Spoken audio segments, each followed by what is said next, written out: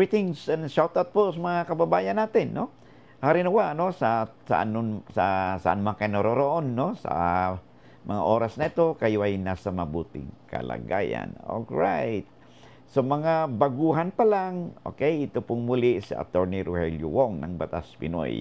Ang ating pong channel ay isa pong legal aid public service program na inyong lingkod in collaboration with Integrated Bar of the Philippines. Kaya po, sa mga bagong subscribers, click na po ninyo yung subscribe, share, and like, no, buttons, at saka yung notification bell upang sa ganon, pag may mga update po tayo, no, you'll be duly notified. Kasi po, lalo na, no, sa ating mga channel natin, no, tayo nagbibigay ng mga legal na impormasyon, no, sa ating mga kababayan. Kasi ang ating pong mantra, no, is lamang na pag may alam sa batas. Okay, paalala lang po, no, ang ating pong napag-usapan sa ating mga channels, no?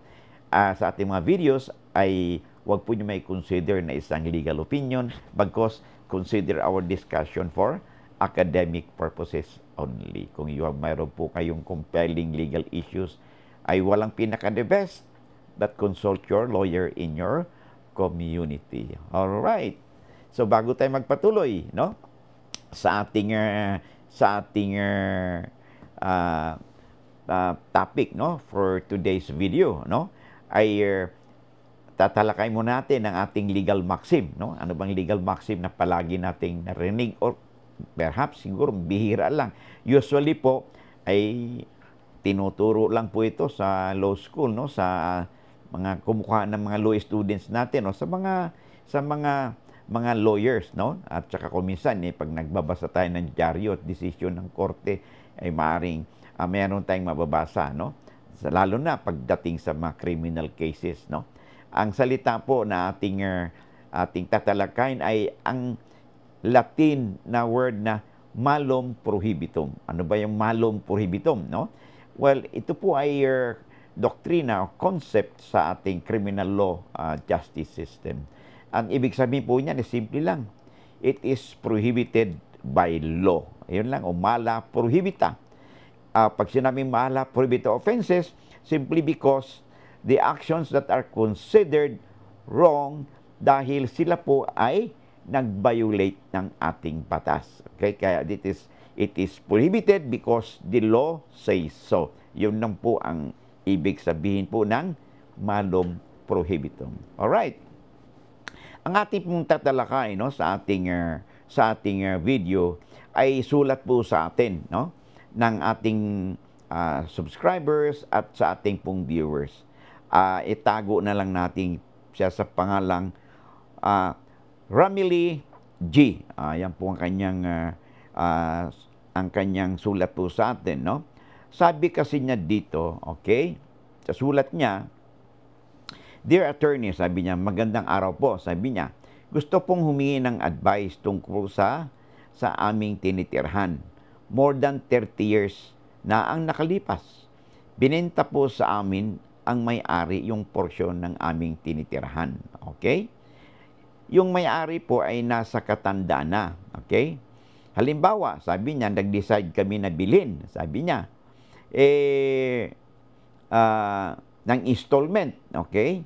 At biglang pong may nangyari sa kanya, sabi baka pumanaw siya, kasi may katandaan na nga. No?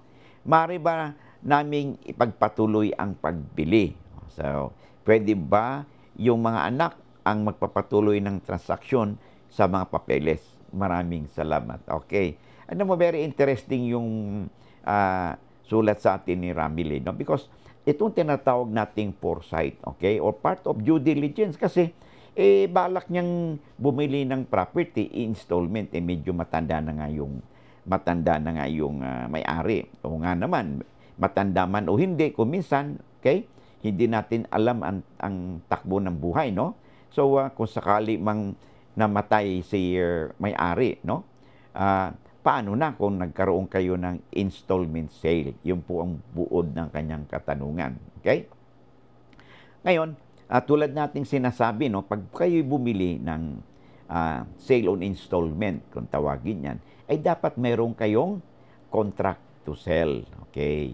So, ang inyong contract to sell o by installment ay pirmado po syempre yan ng may-ari. Sino ba yung may-ari ng lupa? Sabi nyo, matanda at merong mga anak. Okay? You determine first, sino ba yung bang may-ari lang ang matanda lang ba, magulang lang ba nagmamay-ari nito? Kasi kung byudo po siya, okay, at ang property ito ay may tuturing na conjugal nila at hindi pa nagkaroon ng settlement of estate, no? Ay meron ding red flag yan, may obligation din na dapat ayusin yan. Pangalawa, pagdating sa ganyan, kung hindi pa nagkaroon ng settlement of estate, okay, ay yung mga anak ay mga co-owners yan kasi yung mga anak ay mga co-heirs sila at co-owners din sila. Okay? So in that case, dapat sa contract to sell ninyo, okay, assuming na nagkaroon na ng settlement of estate, ay dapat yung mga anak, pati yung matanda na sinasabi yung may-ari, ay pipirma ng tinatawag nating contract to sell. However, kung hindi naman byudo yung may-ari, okay, yung matanda na at buhay pa naman yung kanyang asawa, which is walang sinasabi dito sa sulat ninyo, okay? Pwede naman na mag-execute kayo ng contract to sell kahit wala munang perma si mga anak. Bakit? Tulad nating sinasabi, habang buhay pa po ang mga magulang, ang mga anak po, no, ay wala pong karapatan doon sa mga properties ng kanilang magulang. So kung mag-decide ang mga magulang na ibenta nila ito by installment, pwede po nilang gawin ito. Okay? So in this particular case, no, ay siyempre pipirma yung may-ari na installment ang inyong bilihan. Now, pag ganyan kasi, pag namatay si may-ari, may pirma kayong contract to sell at notaryado ito. Okay? So, pag may pirma kayo, pag nawala si may-ari, okay, enforceable pa rin yung inyong contract to sell kahit na namatay na. Ngayon, binding din po ito doon sa kanyang mga heirs. Kasi po, okay, pag na fully paid na ninyo ang inyong ang installment, okay, kakibat nito ay meron ding obligation, no? Ay yung mga anak, yung mga surviving heirs, ang namana nila ay hindi lang naman yung property, pati rin yung obligation na nakadikit, no? Naka-attach doon sa property na binenta na kasi meron ng enforceable rights, no? Yung seller, dahil nagkaroon sila ng contract to sell at in fact nagkaroon na ng installment o bayaran by installment. So meron na pong rights, real rights or in rem rights, no? Si buyer by installment na naka-attach doon sa lupa. So magiging enforceable po ito kahit po namatay na po yung matanda. Okay?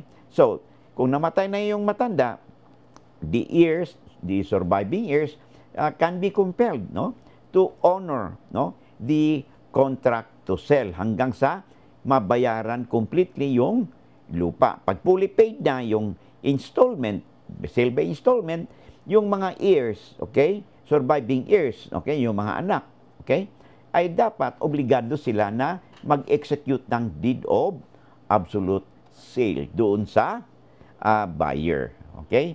So yun po ang kasagutan ng inyong tanong. So I hope maliwanag po yun, no? And I really, sana lahat ng mga buyers natin ng properties, no, lalo na sa ganito kalaki ang inyong bibitawang pera, no, ay magkonsulta po kayo sa lawyer. Kasi po iba na nga, sabi natin, lamang na kayo pag may kaalaman sa batas. Alright, so hanggang dito na lang muna tayo, okay? And again, I would like to reiterate, no, my appreciation, thanks, no, sa ating mga viewers, subscribers, no, at especially yung nagpapadala sa atin ng mga super chats, mga chat na hindi po natin acknowledge, pagpasensyahan na po ninyo. Because normally during our live streaming, no, nakapokus po tayo sa mga kasagutan, no, ng inyong mga comments para ma-maximize po natin ang pagsasagot. So nakikita naman ninyo, no, kaya ako I really feel, no, sad minsan sa mga pag nag-live tayo na napakarami pong mga viewers na nagtatanong, no, na hindi po natin nasagot, no, despite of the fact na we really exert so much effort, no, at kasi nga po sa dami, no, limited na naman po ang ating time.